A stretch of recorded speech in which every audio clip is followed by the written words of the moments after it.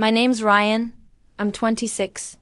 And for as long as I can remember, my family has had this peculiar habit of turning even the simplest situations into a loyalty test.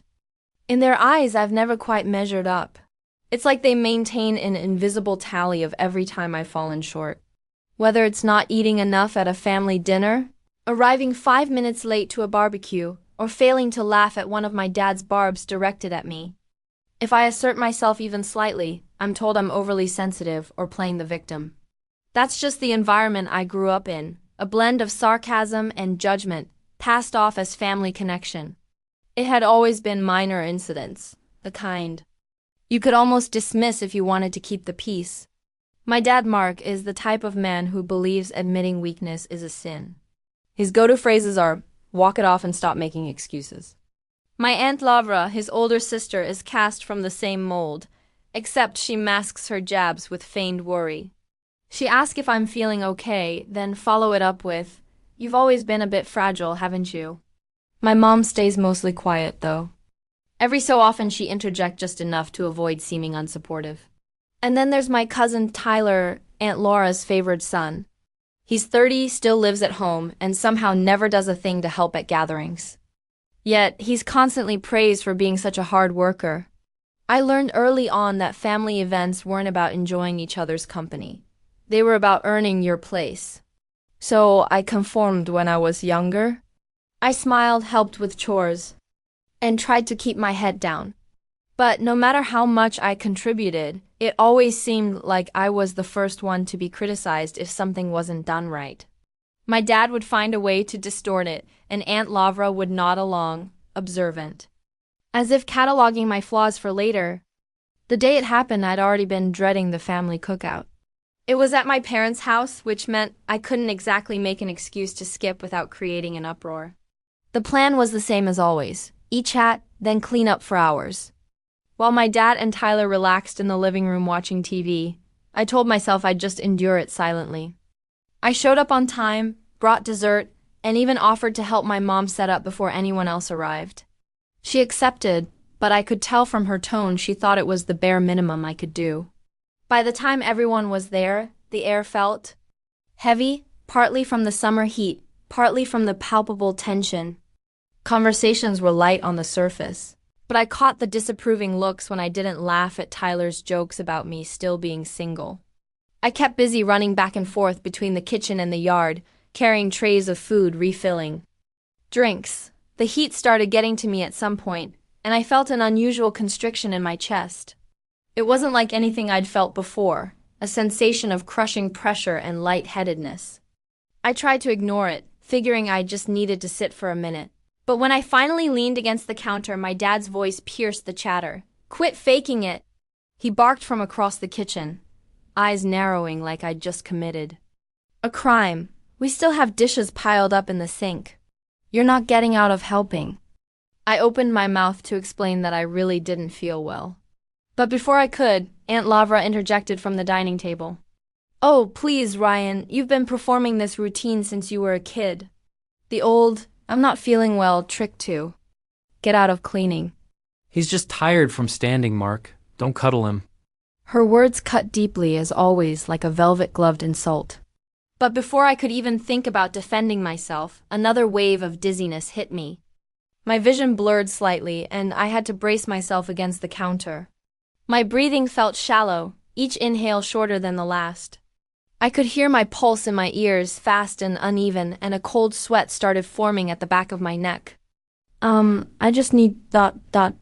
My voice was barely a whisper, even to me. I tried to take a deeper breath, but it felt like my chest was constricted. Oh, for crying out loud, my dad muttered.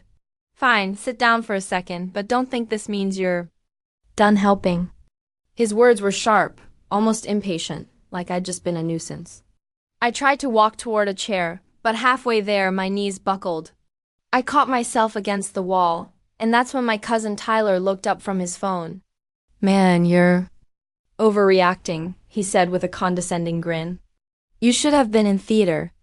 I wanted to shout at them, to make them see that this wasn't some performance, but my breaths were coming faster now, shallow and panicked. My chest burned. My hands tingled. I could feel a suffocating wave of panic closing in. Though it wasn't the kind you could think your way out of, it was a physical, involuntary response. That's when my mom finally stood up and said, "Mark, maybe we should ... quotes." But she didn't finish. Someone had already called for an ambulance. I didn't even see who. All I knew was that moments later, a paramedic was in front of me, crouched low to meet my eyes. "Sir, can you hear me? How long have you been having trouble breathing?" I tried to answer, but it came out as a strained gasp. He pressed 2 fingers to my neck, checking my pulse, and his expression instantly hardened with urgency. "We need a stretcher now," he shouted toward the door. The atmosphere in the room shifted abruptly. Chairs scraped. Conversations cut off. Mid-sentence. Aunt Laura's face went pale, and my dad petrified, as if time had stopped for him. The festive hum of the party died, replaced by the quick, purposeful movements of the EMTs. And in that sudden, chilling hush, every single one of them realized at the same time that something was seriously wrong. But instead of that instant wave of empathy you'd expect from family, there was this awkward hesitation. Like they didn't quite know how to act now that their convenient drama queen narrative about me didn't fit. My dad stood there with his arms crossed, watching the EMTs wheel in the gurney as if waiting for them to declare it was all in my head. Aunt Lavra had that tight, insincere smile plastered on, the one she uses when she's pretending she didn't just insult someone. They got me onto the gurney and started moving me toward the front door. I could hear fragments of their hushed voices behind me, but I caught enough to piece together the gist. Aunt Lavra said something like, "Well, you..." "No, Ryan. He probably just got himself riled. He's always been a bit theatrical." My dad mumbled something in agreement. Even then, as I was being taken to an ambulance, they were still stubbornly clinging to their charade. The ride to the hospital felt like it lasted both 2 minutes and 2 hours. My mind fluctuated between escalating fear of what was happening to my body and a profound, hollow despair from knowing my own family had so readily dismissed my distress. The EMT kept talking to me, telling me to focus on breathing as best I could, that they were getting oxygen ready. His voice was calm and steady, an anchor I desperately grasped. When my condition finally stabilized in the after tests and treatments, I was profoundly drained in a way I'd never felt before. Physically, mentally, emotionally. The doctor came in, solemn yet compassionate, and explained what had happened. I'd experienced a critical allergic response, likely due to food consumed at the cookout. My breathing passage had begun to narrow. My blood pressure had dropped. And if the ambulance had been delayed by even 10 minutes, the outcome could have been fatal. It was overwhelming to take in, but before I could even process it, I noticed my dad framed in the doorway of my hospital room. Aunt Lavra was behind him. Holding a coffee cup like this was just a routine call. Tyler wasn't there. Apparently, he'd gone home because his presence was no longer required. My mom was off in the corner, feigning interest in her phone, though I could see the underlying concern in her gaze. "All good?" My dad asked in the same tone you'd use to ask someone if they were finished with a borrowed tool.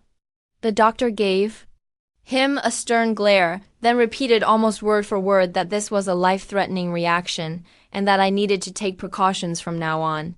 He even told them the exact symptoms I'd been having, the ones they attributed to laziness or a flair for the dramatic.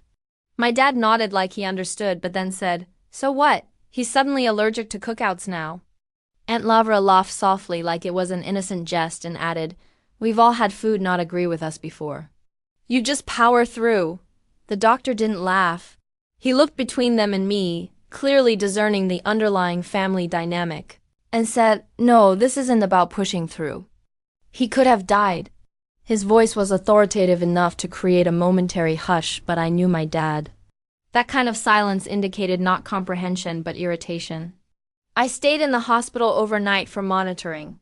My mom left early, saying she needed to get the house tidied after the party. Aunt Lavra and my dad didn't come back the next morning.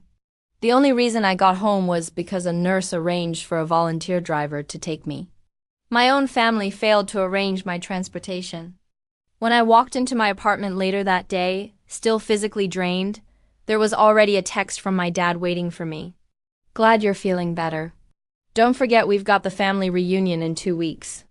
Devoid of apology or acknowledgement of what had happened, just an expectation that I'd show up again, ready to fulfill my assigned part as the one they could mock or ignore until it was time to clean up. I tried to overlook it, at least for a few days, telling myself maybe they were just uneasy with intense feelings and didn't know how to handle what happened.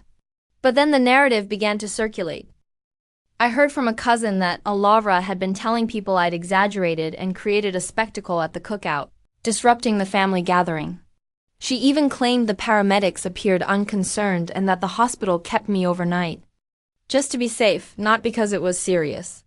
That was the moment a slow, simmering rage ignited within me. Not the tightness from before, but something sharper.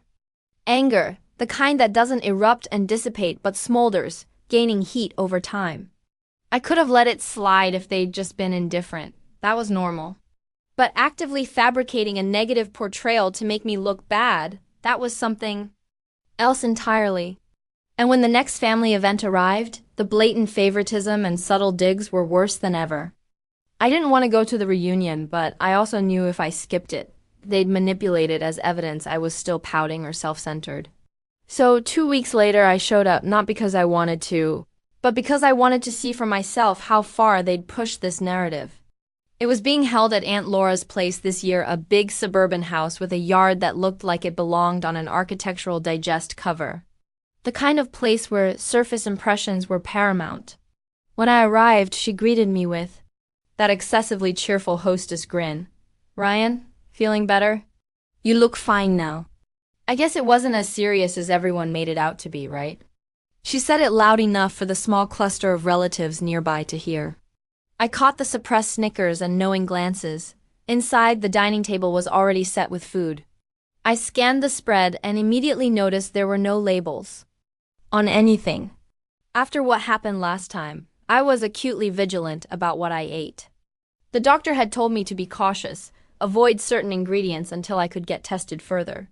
I asked Aunt Laura quietly if she could tell me what was in a few dishes just so I could avoid a repeat emergency. She dismissed me with a flick of her wrist. "Oh, don't be dramatic, it's all homemade." "It's fine. You're not going to have another one of your episodes." I held my peace and decided I'd just stick to the plain rolls and salad, but even that didn't go unnoticed. Tyler, already holding a plate stacked high with meat, pointed at me and said, "Still exploiting that cookout incident, huh? You should just get over it." A few people laughed. My dad, sitting nearby, offered a silent, approving smirk instead of shutting him down. For the first hour, I kept to myself, eating quietly and making small talk with the few relatives who weren't overtly ridiculing me. But as the afternoon went on, the atmosphere changed in a way I didn't see coming. Someone announced that it was game time, and they started setting up this quiz game they do every year. It's typically innocuous, except this time I noticed something strange when I saw the prize on the counter, an envelope with my name written on it. I furrowed my brow and asked Aunt Laura about it, thinking maybe it was just a mere chance. She smiled slightly. "Oh, it's a small surprise. You'll find out." When it was my turn to play, she insisted on gathering everyone into the living room. "All right, everyone. This round is special. We've got a Guess the Lie game starring Ryan." I stood rigid as she continued. "We're going to read 3 anecdotes about him. 2 are true, 1's fabricated, and you all have to guess which one's the fake." I wanted to protest, but they'd already started. The first story was about how I once splashed a drink on my cousin at a wedding and attributed blame to the bartender. True, but I was 15, and it was an accident. The second was about me feigning illness at last year's reunion to shirk chores. Completely false. And the third was about the cookout 2 weeks ago, only in their version I pretended I couldn't breathe, so I could get out of cleaning dishes. And the paramedics supposedly told me it was probably just nerves. They even added that I looked totally fine when I left in the ambulance. Everyone laughed. They were laughing at the thing that nearly cost me my life. I could feel my hands trembling, a flush of heat creeping up my neck. My dad was in the corner, smirking broadly. My mom remained stiffly silent. Then Aunt Lovra picked up the envelope. Here's the fun part. If you guess the right one, you get this $50 gift voucher. If no one guesses, Ryan gets it. The guesses poured forth. Some people thought the cookout story was fake. Others guessed the reunion one. But in the end, a sufficient number of people correctly identified it, meaning they all decided the cookout story was true, and Aunt Lavra handed the envelope to Tyler. Tyler ripped it open, and I glimpsed inside before he could hide it away. It wasn't $50. It was a gift certificate to a barbecue establishment. I don't think I've ever felt my gut churn so violently. This wasn't just mocking anymore. This wasn't just favoritism. This was calculated, malicious cruelty. They turned my allergic reaction into a family joke, complete with a prize, and made sure the person who'd ridiculed me the most got to flaunt it before me. I left early that day without saying goodbye. But something inside me shifted on the drive home. The trust, whatever last vestiges of it I'd been holding on to, was gone. This wasn't about simple miscommunication or age-related disparities anymore. This was about domination, degradation, and making sure I stayed in the role they'd assigned me. And that was the day I started planning exactly how I was going to systematically dismantle that imposed identity, piece by piece. The drive home from that reunion felt longer than any road I'd ever taken. My hands were tight on the steering wheel, but my mind was somewhere else entirely, replaying every laugh, every smirk, every disapproving look I'd just endured. The barbecue voucher image kept flashing in my head like a blaring billboard. I could hear Tyler's condescending voice, Aunt Laura's triumphant tone, my dad's unspoken endorsement. When I got back to my apartment, I shut the door and stood in the dimness for a few minutes. Normally, I'd throw on the TV or scroll my phone to distract myself, but this time, there was no escape from the crushing weight. It all just sat there. Heavy. I realized for perhaps the first time that I was utterly alone in this. I didn't just have an unsupportive family. I had a family who saw me as entertainment, as someone they could publicly humiliate for amusement. The days after were quiet, but in an empty, muted manner. I went to work, came home, ate whatever I could throw together, and barely spoke to anyone. I wasn't even angry in the volcanic sense anymore. I felt depleted, nearly desensitized, like they'd finally succeeded in extracting all my vitality. Even the thought of confronting them seemed pointless. What would I say? Please don't mock the thing that almost killed me. They'd reframe it as my hypersensitivity again. I started evading their calls. Aunt Lavra left a voicemail about needing me to bring dessert for Tyler's birthday. My dad texted me a reminder about a family work party to help out at his house. I ignored both. I knew it would create friction, but for the first time, I didn't care about the ripples. I cared about getting through each day without feeling like my core was collapsing. But even as I withdrew, I couldn't stop obsessively, reliving certain moments. The way the EMT's voice had changed when he checked my pulse. The doctor's firm tone when he told my family I could have died.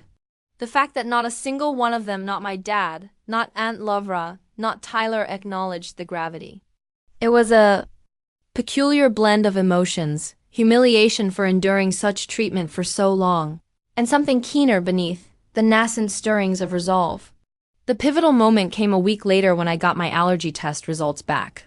I was allergic to a particular component that had been in one of Aunt Laura's homemade sauces.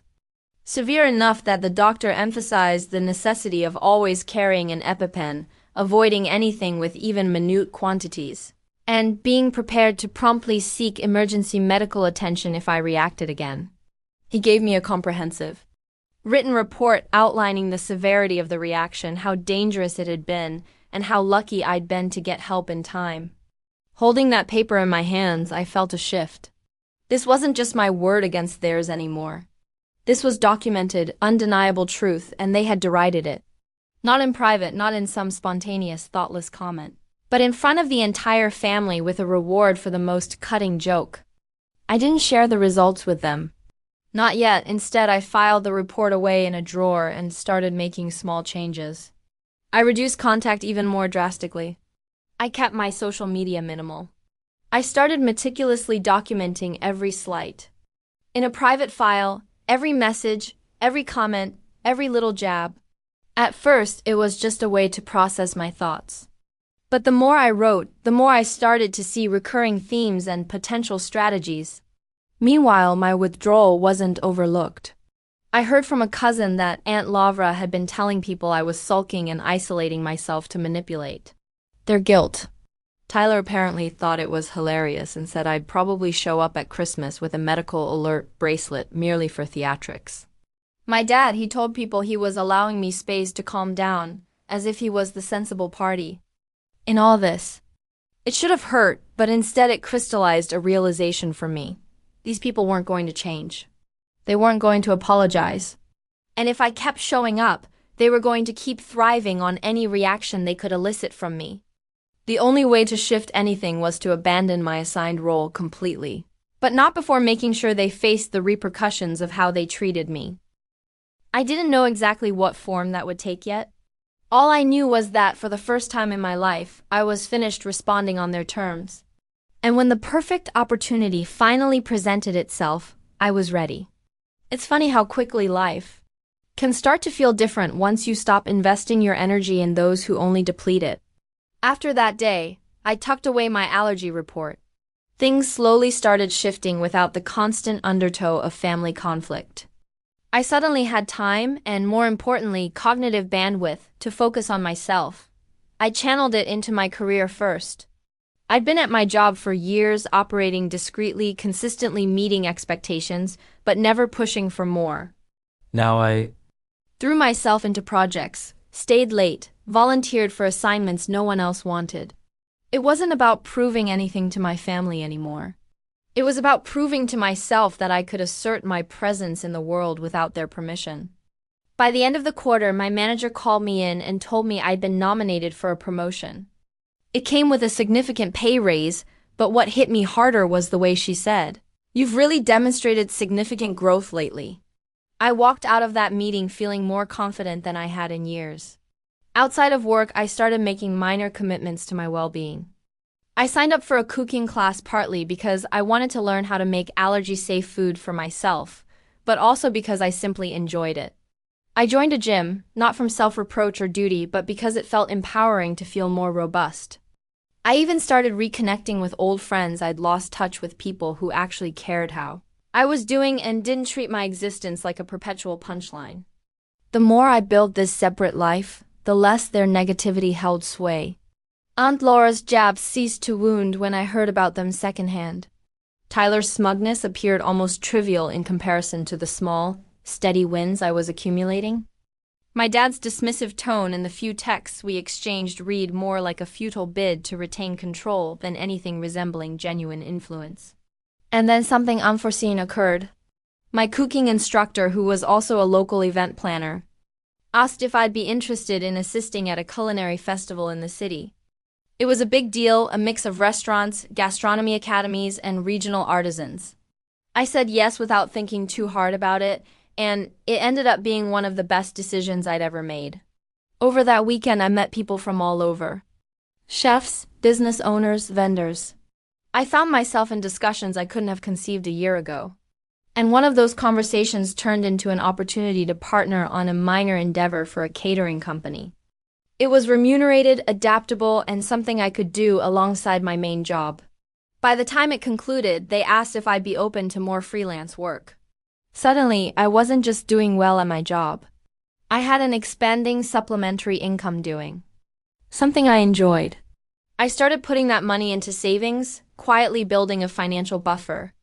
And with each month that passed, I felt increasingly detached from the version of me they'd always known, the one who was always floundering, overly sensitive, or failing to contribute. Of course, my family noticed the distance. They noticed even more when I started courteously declining invitations to smaller gatherings. My reasons were simple. Can't make it this time. I have plans. No excuses, no elaborate explanations, just clear boundaries. And that's when the text messages began to change in tenor. My dad's short reminders about events turned into, "Haven't seen you in a while." Everyone's wondering what you've been up to. Aunt Laura's subtle jabs turned overtly critical. Hope you're not letting that little incident keep you away from the family. Tyler didn't reach out at all, but I knew from a cousin that he'd been telling people I believed I was now superior. To them, they were intrigued, they were discomfited. And for the first time in my life, I had an aspect of my life beyond their influence. I knew things they didn't know. I was building a life they hadn't touched, one that was starting to eclipse the narrative they'd crafted for me. I wasn't ready to make a move just yet. But the next big family event was coming up, the kind of gathering where everyone would be there. And I had an idea forming in the back of my mind because now I had the resources, the proof, and the confidence to entirely reverse the dynamic. The opportunity materialized sooner than I anticipated. It was my mom who first mentioned it in one of her rare brief calls where she kept her voice neutral, almost like she didn't want my dad or Aunt Laura eavesdropping.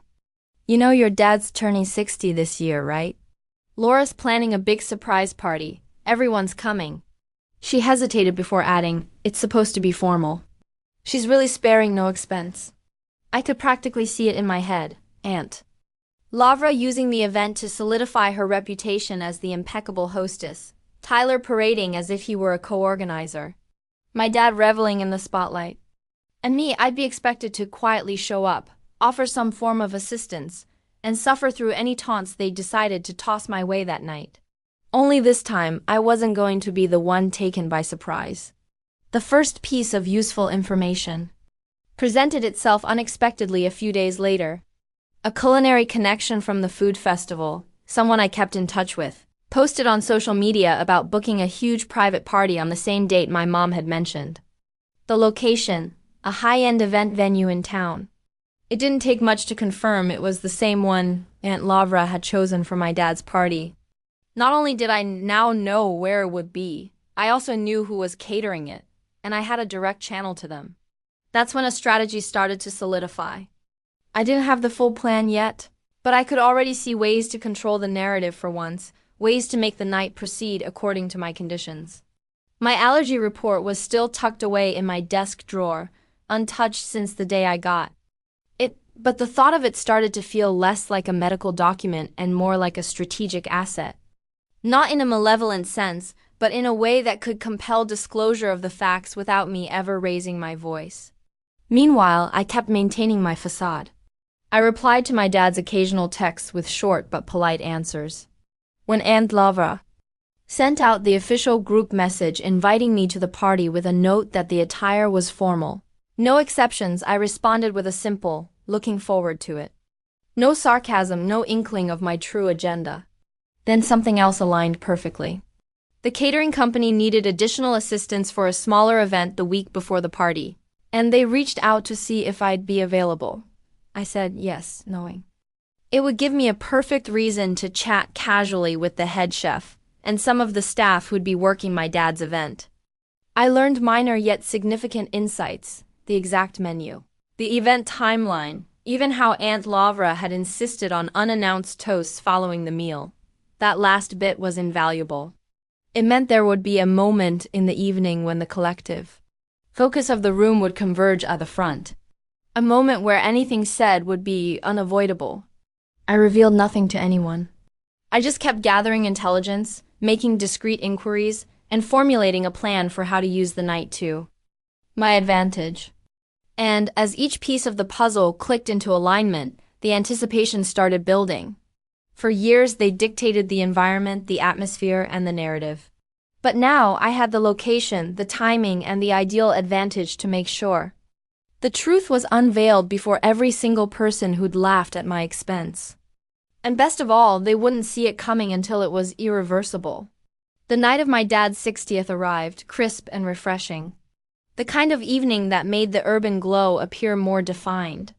I showed up at the event hall right on time, immaculately, dressed in a black suit that actually fit. A small detail, but one I knew would subtly disorient a few relatives who were used to making jokes about my ill-fitting garments. I walked in with composed assurance, the kind you only have when you know exactly what's going to happen and exactly when. The hall was magnificent, crystal chandeliers, neatly set round tables.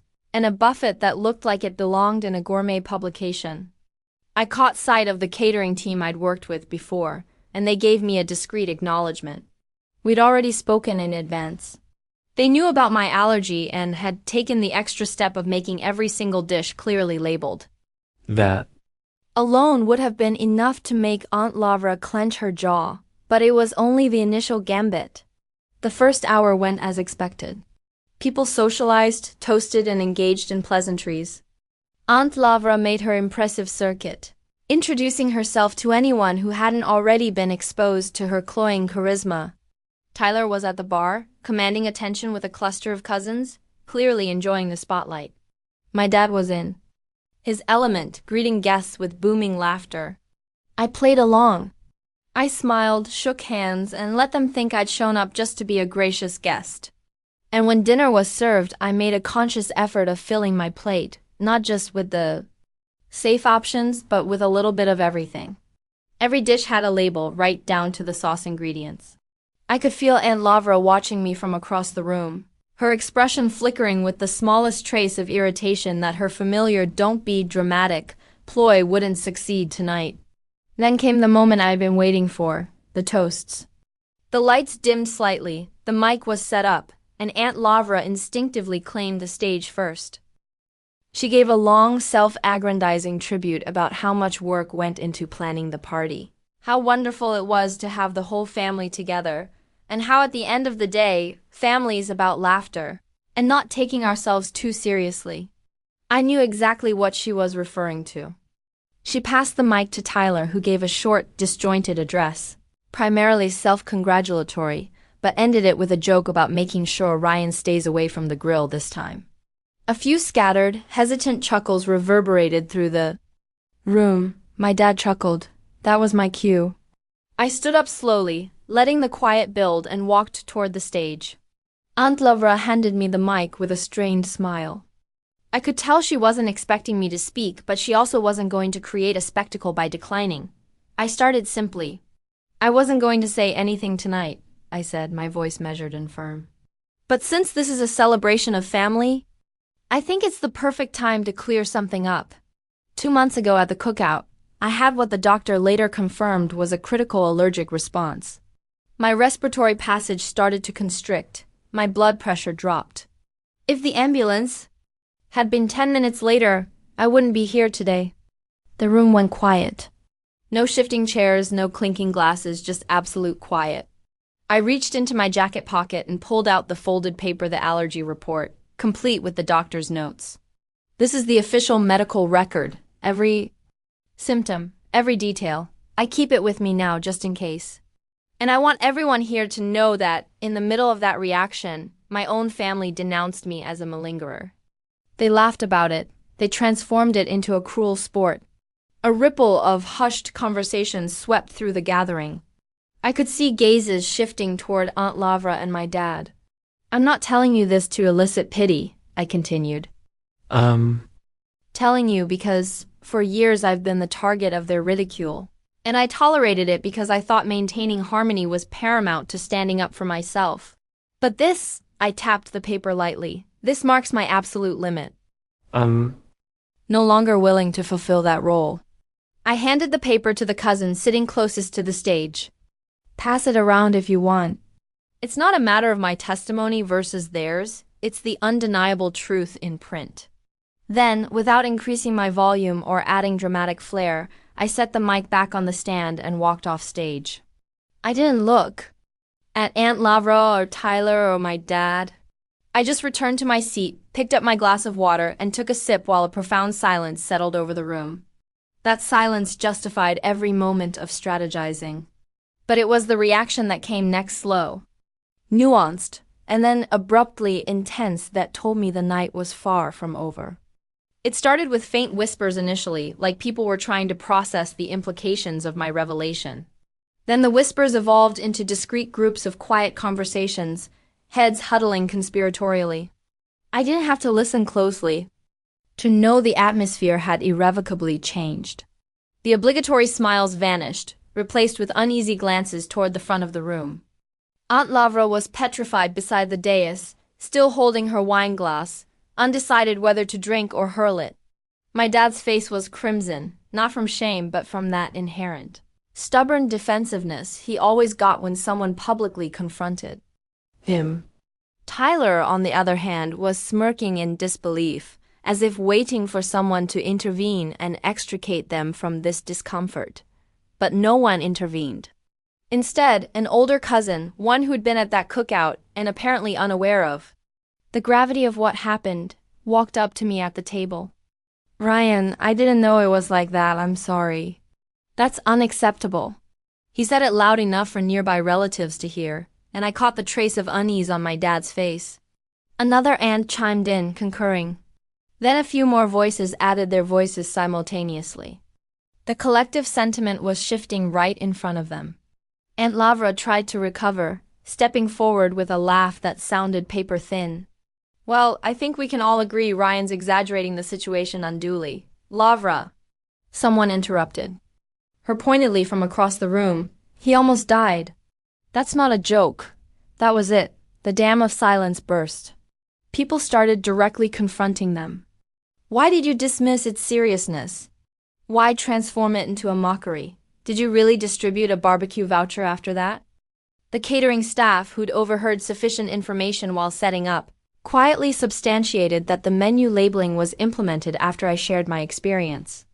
That alone made Aunt Laura's dismissive posture look even worse.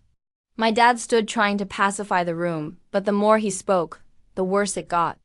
His insistence that it was just harmless jest only made the opposition grow fiercer. For the first time in my life, I watched them forfeit command of the story. Not because I yelled or stormed out, but because their own behavior was finally being exposed to scrutiny in front of the very audience they'd always sought validation from. The rest of the night was strained. Some relatives completely eschewed their company, gravitating toward my table instead. Others left early, visibly uneasy. The toasts were over, the spontaneous merriment extinguished. As for me, I stayed until dessert, enjoying quiet conversations with people I'd rarely engaged with at previous events. And when I finally got up to leave, I walked past Aunt Lavra and my dad silently. My dad grumbled unintelligibly under his breath, but I didn't falter. I didn't need to. The last thing I saw before stepping out into the night was Aunt Lavra standing isolated at the vacant podium, surveying the room, clearly bewildered by the sudden reversal of fortune. And for the first time in years, I realized their amusement had ceased.